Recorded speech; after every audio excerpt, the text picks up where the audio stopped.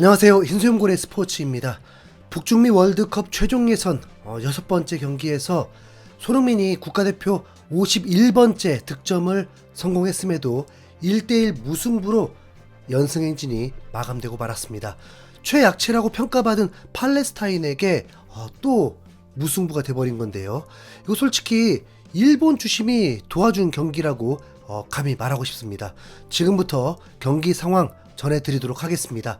대한민국은 5경기 4승 1무로 조 1위를 달리고 있었습니다. 첫 단추는 홈에서 무득점 무승부를 거두면서 좋지 않았지만 이후에 4연승을 달리면서 순항 중이었습니다. 5개 T라고 해야 할까요? 이 무승부가 바로 이번 6번째 경기에서 붙게 될 팔레스타인과의 경기였습니다. 최약체 팀이라고 평가받았는데 무득점을 하면서 한국으로서는 굴욕을 당하게 된 것이죠. 그래서 이번 경기는 한국의 복수전이 될 수밖에 없었습니다. 한국은 이번 11월 최종 예선은 모두 중동 원정 경기가 되면서 유럽파들에겐 부담이 좀 덜한 상황이었습니다. 팔레스타인이 전쟁 중이다 보니까 중립 경기장에서 경기할 수밖에 없었고 그 장소는 요르단으로 정해졌습니다. 팔레스타인 매체는 의외로 한국의 약점을 체크했습니다. 바로 무실점이 한 경기밖에 없었다고 했고 그 점을 공략해야 한다고 분석했습니다. 정확히는 2경기입니다. 팔레스타인과 요르단 경기에서 무실점이었으니까요.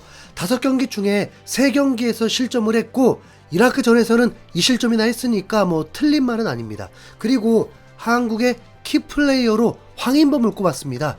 11월 첫 번째 경기였던 쿠웨이트전에서 승리한 후에 손흥민이 황인범을 향해서 지단이었다고 평가했을 정도였죠.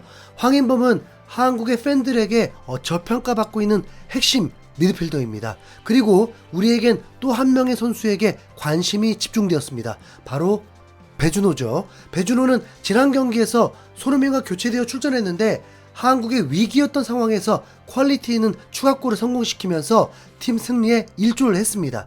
이후에 ESPN에서 손흥민과 비슷한 위치에 이를 가능성을 보여줬다라고 평가하면서 배준호를 주목했습니다. 배준호는 현재 스토크시티 소속으로도 리그 도움 공동 1위를 달리고 있습니다. 그래서 배준호의 선발 출전 가능성도 살짝 기대를 했는데 홍봉사는 쿠웨이트전에 출전한 멤버를 그대로 다시 출전시켰습니다. 골키퍼 조현우, 설영우, 조유민, 김민재, 이명재, 황인범, 이재성, 박용우, 이강인, 오세훈, 손흥민이 선발 출전했습니다. 그렇다면 현재 가장 베스트 선수들을 출전시켜서 전반전의 승부를 보겠다는 거겠죠. 여기 선수들 중에는 클럽으로 복귀하게 되면 살인적인 스케줄이 기다리고 있습니다.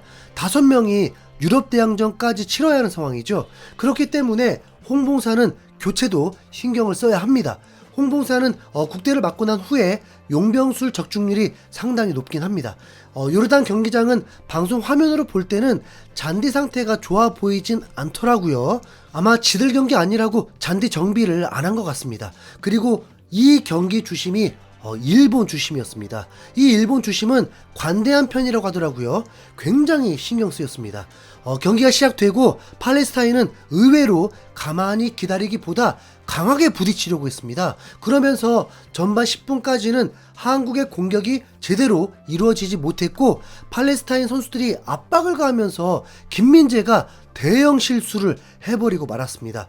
독일 잔디에 적응된 나머지 골키퍼에게 패스한다는 게 강도 조절을 실패하면서 팔레스타인에게 기회를 줘버렸고 결국 선제 실점을 하고 말았습니다. 완벽한 김민재 실수라서 커버 불가입니다.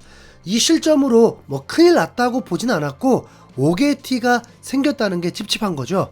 팔레스타인의 기세가 올라갈 수 있을 때 우리 선수들의 패스 플레이로 곧바로 잠재워 버렸습니다. 전반 15분에 이명재, 이재성, 손흥민의 삼각 패스로 기회를 만들었고 쿠웨이트전과 비슷하게 이재성의 패스에 손흥민이 침투하면서 기회가 왔고 각이 매우 좁은 상황에서도 정확한 슈팅으로 득점을 성공시켰습니다. 손흥민의 클래스를 볼 수가 있었죠. 손흥민은 황선홍을 넘어서 A매치 득점 단독 2위가 되었습니다. 전반 초반에 손흥민이 득점한 만큼 더 많은 골도 기대할 수 있었죠. 손흥민은 우선 몸이 가벼워 보였고 자신감이 넘쳐 있었습니다. 30m 프리킥도 유효슈팅을 기록하면서 골키퍼가 힘겹게 막아냈고 43분에는 팔레스타인 선수 2명을 제끼고 중거리 슈팅을 때렸는데 아쉽게도 정면으로 가고 말았습니다. 손흥민은 전반에만 슈팅 4개를 때렸고 이 중에 한 골을 넣은 것이고 그리고 공격지역 패스 성공률이 100%를 기록했습니다. 네. 아쉬운 건 전반전에 1대1로 무승부가 되었습니다. 75%의 점유율에도 슈팅은 9개, 오세훈이 3연속 득점 기회도 있었는데 헤딩 슛이 떠버리고 말았습니다. 네. 상대가 상대인인 만큼 조금 아쉽죠.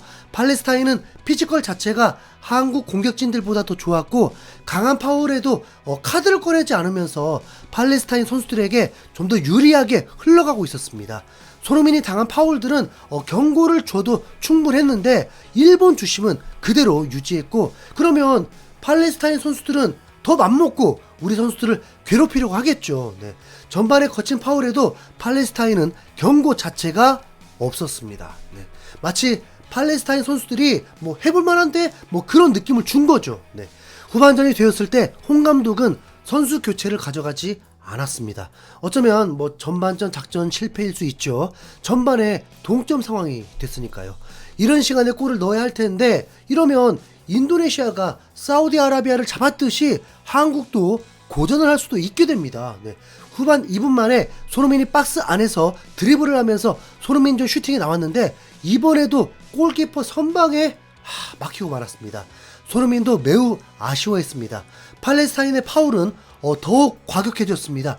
후반 7분에는 손흥민의 다리를 걷어차기도 했습니다. 그때서야 경고가 시작이 되었습니다. 후반 60분이 되어도 한국은 골이 나오지 않았습니다. 이러면 이제 선수들 교체를 해야 하거든요. 주말에 중요한 경기들이 있으니까요. 특히 손흥민은 맨시티전을 위해서라도 이제 좀 쉬어야 합니다. 네. 멀티골 이상을 넣길 바랐지만 이 경기보다 맨시티전이 훨씬 중요하잖아요. 네. 그런데 홍봉사는 선수 교체를 하지 않았습니다. 1대1 상황이었기 때문에 뭐 이해도 되지만 뭔가 좀 큰 손해를 보고 있는 듯 했습니다. 이러면 한국은 팔레스타인에게 약한 팀이라는 오명을 쓸 수가 있게 되는 거죠. 70분이 넘어서 홍봉사는 교체를 시작하는데 하필 이때 실험을 해버립니다. 이강인을 교체하고 배준호를 투입시켰습니다. 그러니까 손흥민, 배준호 콤비를 보려고 하는 거죠. 그러면서 손흥민이 오른쪽으로 이동하고 배준호가 왼쪽에서 뛰게 되었습니다. 한국은 급해졌습니다. 일방적인 공격을 시도했지만 골이 나오지 않고 있었습니다. 손흥민이 득점을 했지만 옵사이드로 취소가 되기도 하고 팔레스타인의 거친 플레이들을 일본 주심은 용인해주면서 사실 카드가 거의 10장이 나와도 될 법한데 4장밖에 나오지 않았습니다. 83분에는 황인범이 볼을 잡았는데 갑자기 달려들더니 도무지 이해할 수 없는 강력한 슬라이딩으로 황인범을 담궈버리려고 했습니다. 네, 진짜 정말 많이 놀랬죠. 네, 큰 부상으로 이어질 수도 있었습니다. 황인범도 참지 못하고 싸움이 날 뻔했습니다. 무식하면 용감하다더니 감독이 팔레스타인 매체에서 황인범을 경계 대상으로 삼더니 진짜 황인범을 담궈버리려고 하네요. 네. 이후에도 파울은 도를 넘었습니다. 경기가 이대로 무승부가 되었는데 경기 후에 태클 기록이 나왔는데 무려 89번이나 나왔고 파울이 불린 것만 29번이었습니다. 이 중에 경고는 4번이 나온 건데 진짜 이게 맞나 싶습니다. 네. 경기 보신 분들은 알 겁니다. 진짜 거칠었거든요. 그래도 강팀이라면 본때를 보여줘야 했는데 기대 득점 값이 3점이 넘었는데도 1득점밖에 못한 것은 진짜 너무 아쉽습니다. FIFA 랭킹 100위 팀과 붙어서 이무라니 참 그러네요. 월드컵에서 팔레스타인처럼 피지컬 좋고 과격한 팀에 기술도 더 우위인 팀을 만날 텐데 그때 어쩌려고 그러니. 네. 손흥민의 득점이 이렇게 묻히네요. 거기다 손흥민이 풀타임을 뛰어버리고 다시 런던으로 날아가서 3일 쉬고 맨시티전이라니. 진짜 홍봉사 진짜. 네. 소니 괜찮겠죠? 네. 이상 흰수염고래였습니다. 시청해주셔서 감사합니다.